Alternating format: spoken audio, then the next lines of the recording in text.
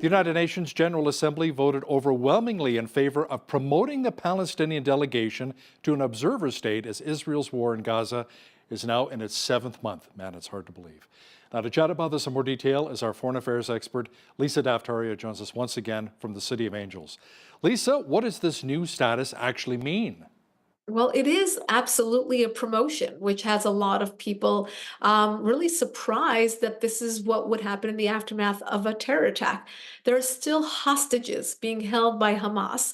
Palestinian territories are overwhelmingly governed by Hamas and the Palestinian Authority, but they have done not much to prove that they're going to stand against terrorism, that their future doesn't include terrorism, that they're going to release the hostages. And here we go, giving them a promotion. So this is a promotion. It's not a full state status, so they don't have the full veto power of other states, but it in fact is somewhat of a reward. And that's why many states are upset about this. The United States voted against it, and a handful of states abstained from voting, but it is incredibly eye-opening to see what kind of support the UN is giving the Palestinians in the aftermath of such an attack.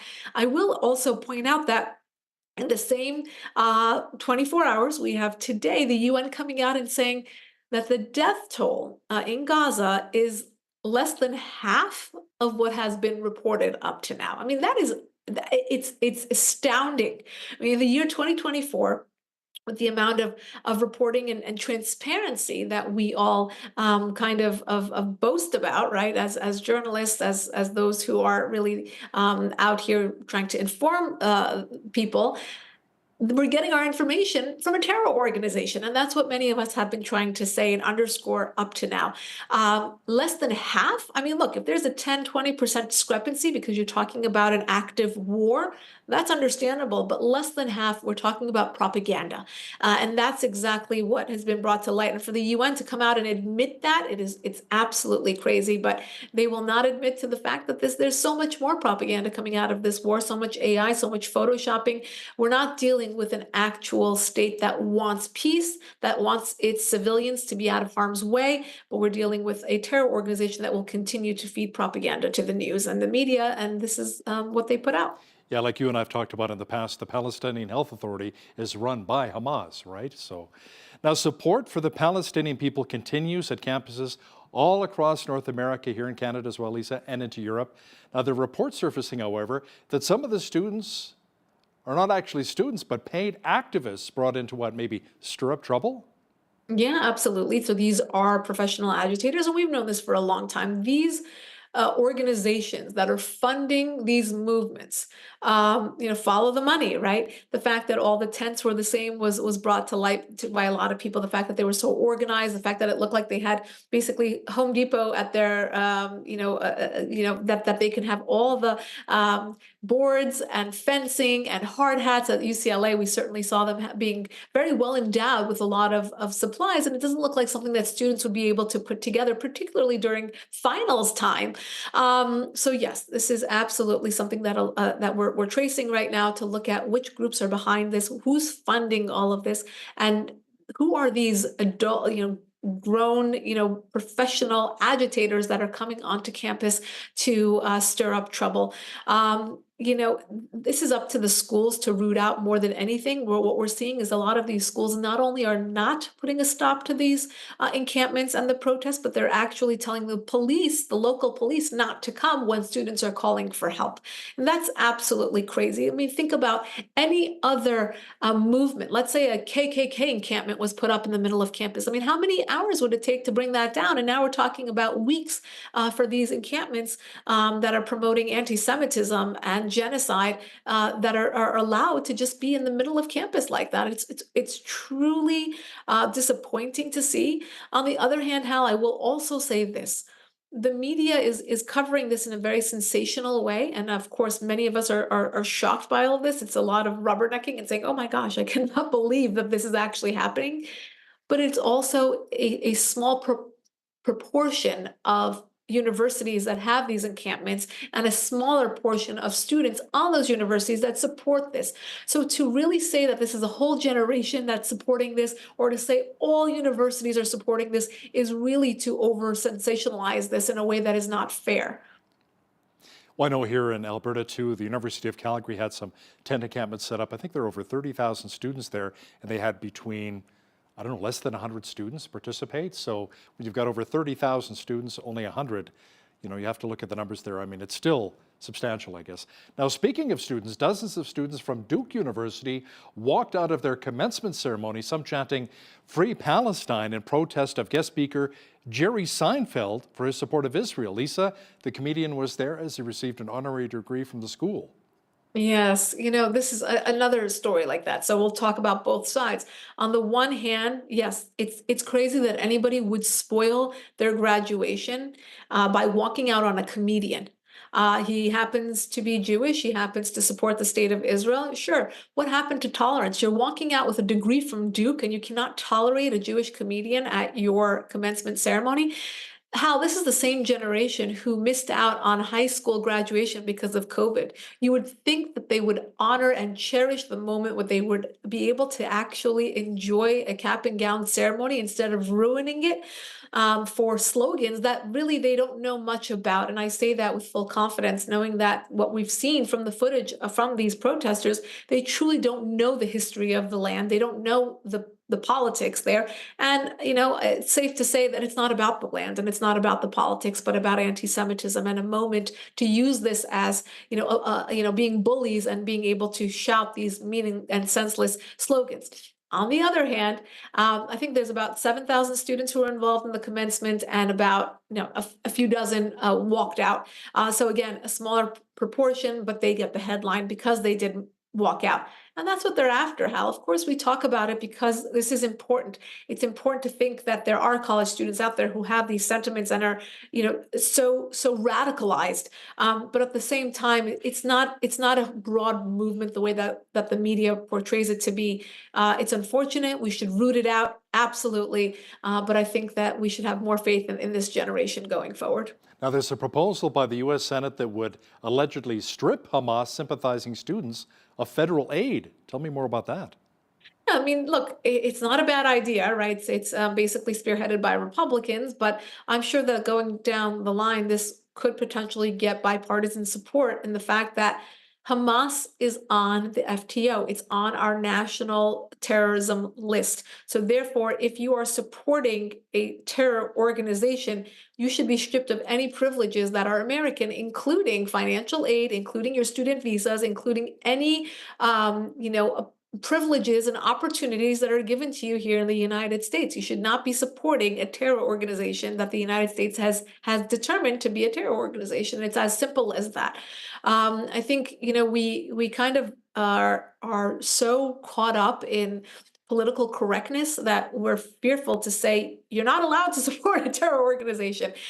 It's pretty simple, and I think that it's a fair assessment.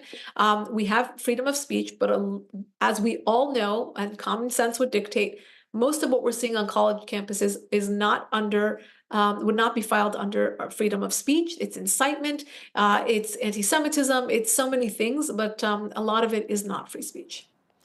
Israel has now opened a third crossing into northern Gaza that would really help increase aid routes during the war with Hamas. But Lisa, let me ask you, will the aid actually make its way to the Palestinian people? Right, that's the question, because we have seen many times that Hamas is the one that gets in the way. We've seen attacks at, the arrival of these aid trucks. We've seen attacks at the pier. That is the new, project by the United States and the West to give better aid to the Palestinian people. People only see half the story, and they talk about how the Palestinian people are poor and they're hungry and they don't have the proper supplies right now, and they don't look at this other side. It's like, why are they poor? Why are they hungry? And why are they not getting the right supplies? Well, it's because they're being run by a terror organization, the same terror organization that these college students are supporting. And so why are a better question would be, why are Hamas leaders so rich? Why are they so full and satiated? It's because they are taking advantage of many, many different situations. They're living in Qatar, they're living in Turkey. They are allowed to continue doing what they're doing and taking advantage of the geopolitical landscape and blaming Israel, the UN, the United States for all the problems of the Palestinian people. But if they cared one day for the Palestinian people, they would not do what they're doing. They would not put them in harm's way. They wouldn't put weapons in schools and hospitals and mosques, and they wouldn't keep aid and flour and oil from the Palestinian people. As we've said many times, if you care about the Palestinian people, as many of us do, you need to be calling out Hamas. Egypt has now joined South Africa in its genocide case against Israel. Now, the Egyptian government said it will ask the International Court of Justice to determine that Israel is guilty of failing to prevent genocide against Gaza's civilian population. This is it's an unfortunate side effect of all of this because, as we know, we have some sort of unspoken peace between Israel and Egypt right now. You wouldn't, and I say unspoken, is because the Egyptians have stayed out of this current conflict because they don't want to get involved. Of course, sharing that border, they don't want this to spill into Egypt, and that's why they have said they will not take, under any circumstances, any Egyptian refugees, any Palestinian refugees coming over from the war. And of course, now that Israel is starting its entry into Rafah, they're worried about that spillover into Egypt. So very quickly, Egypt has jumped on this case against Israel in terms of genocide. It's more of a public positioning more than anything else. I don't think this will affect how they feel about Israel or behind the scenes. And I say that not because that Egyptians are Zionists, but because they do care about keeping terrorism outside of their borders and therefore have that in common. And that is what, that's what leads to harmony in the region. And that's what we saw in the Abraham Accords. They do not want terrorism within their borders. We're talking about moderate Arab states. We're talking about Israel. We're talking about Egypt and Jordan, who are not signed on to the Abraham Accords, but feel that same way, including Saudi Arabia. You can add that to the list as well. So I think that this is, just a public posturing more than anything else to say we're against all of this. So, don't kind of write our names on the list of, and don't come after us. So we shall see. But this is just another, political side effect of everything that we're watching. The United Nations World Food Program, Lisa, announced that at least 300 people have died and more than 4,000 homes were destroyed or damaged due to flash flooding that hit northern Afghanistan. A lot of tragedy in that region. Very, very unfortunate. We're watching Afghanistan, and most of the headlines are about more terrorism, the Taliban, power grabs, women not having proper rights, and now Mother Nature has attacked them, not giving them a real chance to nation build, not giving them a real chance at life and to build once again, whether it's by terrorism or now flooding.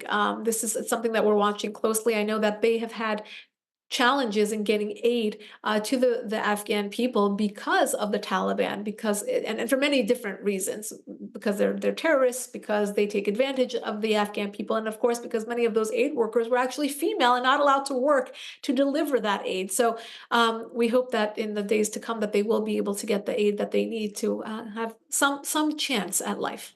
Absolutely. The Biden administration has ordered the withdrawal of over 1,000 troops from Niger. The war-torn African nation has apparently become increasingly hostile to the American presence in the region.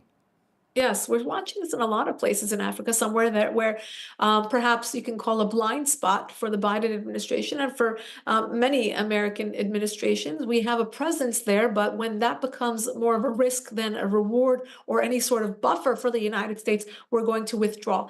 What does that do? It creates more of a vacuum. It creates more of an opportunity for insurgencies to grow. These vacuums allow for, the bad actors to spread, and that's exactly what our enemies have taken advantage of. The fact that the United States has minimized its presence around the world. We haven't become isolationists, but we have become, in some ways, naive about the growing threat of radicalism on all continents.